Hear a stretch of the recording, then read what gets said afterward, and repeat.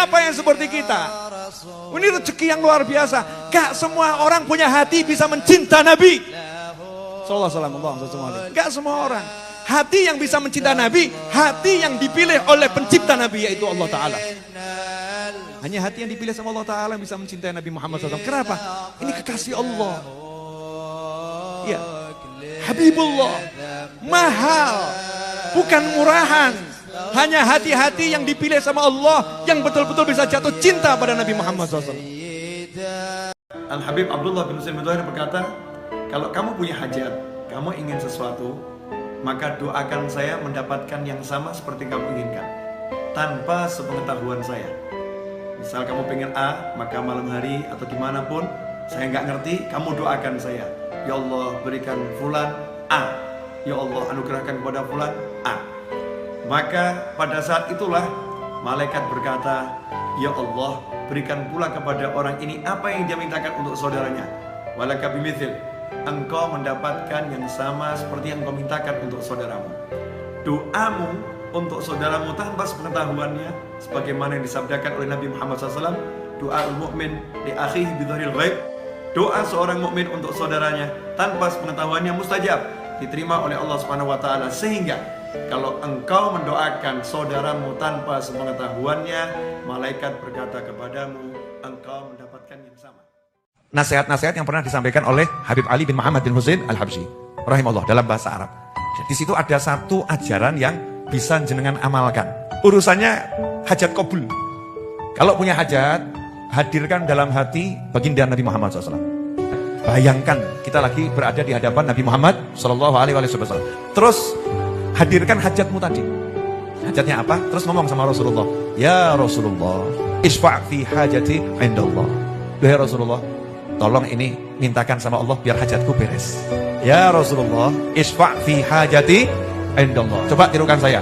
Ya Rasulullah, isfa' fi hajati indallah. Ya Rasulullah, isfa' fi hajati indallah. Ya Rasulullah, mintakan sama Allah agar hajat saya kabul. Ya, tapi ya awalnya sholawat. Orang doa kan pakai sholawat. Hajat dunia ataupun akhirat, pakai ini.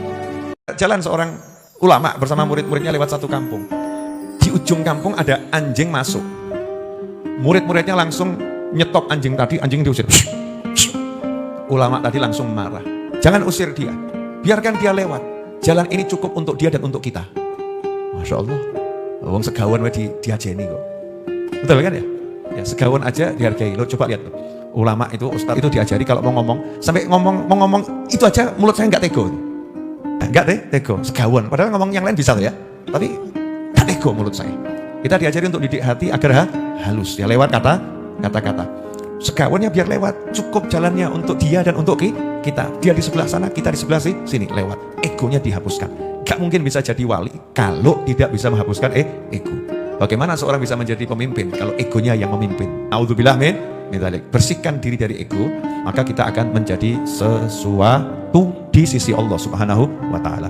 Saya ijazahkan untuk banyak baca sholawat miftah biar mimpi ketemu Kanjeng Nabi SAW. Pengen mimpi Rasul enggak?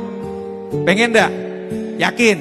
Ya baca ini minimal 100 kali tiap hari. Minimal 100 kali tiap hari. Yang penting istiqomah. Sambil bayangkan Kanjeng Nabi Muhammad SAW. Tirukan saya. Allahumma salli wa sallim ala Sayyidina Muhammadin wa ala ali Sayyidina Muhammad. Miftahi babi rahmatillah. Adada ma fi ilmillah. Salatan wa salaman daimaini bidawami mulkillah. Ini sholawat diajarkan langsung sama Habib Ali bin Muhammad bin Husain Al-Habsyi, kakeknya Habib Anis Al-Habsyi, pengarang Maulid Simtud Duror. Di majelis diajarkan, besoknya ada yang laporan, Habib saya amalkan, semalam saya langsung mimpi bertemu Nabi Muhammad SAW. Kata Habib Ali, ini sholawat yang mempermudah seseorang untuk bisa ketemu Kanjeng Nabi Muhammad SAW. Amalkan, mudah-mudahan kita cepat bertemu Rasul SAW, beliau ridho kepada kita semua. Hidup bukan untuk berada di masa lalu. Jadi masa lalu itu cukup disadari, yang baik sekarang kita syukuri, yang buruk kita istighfari, minta ampun sama Allah Subhanahu wa taala. Caranya apa? Dengan menikmati masa sekarang. Jadi jangan sampai masa sekarang hanya untuk menyesali masa lalu. Wah, seandainya dulu Kalau dulu saya tidak begini, kalau seandainya buang semua itu. Yang ada adalah sekarang, saat ini.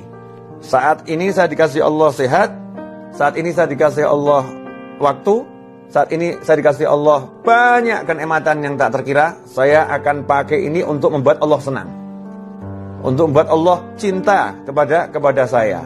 Kalau kita hidupnya seperti itu, mensyukuri yang ada saat ini, otomatis hal-hal yang buruk di masa lampau itu akan sirna dengan sendirinya. Ada orang ngomong, hidup saya berat, hidup saya berat, hidup saya berat.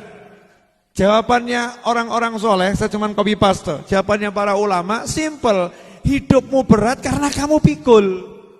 Hidupmu berat karena kamu pikul. Siapa kamu sehingga mau mikul hidup? Hidup itu bukan tugasmu mikul, tugasmu menjalani. Serahkan sama Allah Subhanahu wa ta'ala. Jangan kamu pikir, jangan kamu bawa ke hati. Tugasmu menjalani, selesai.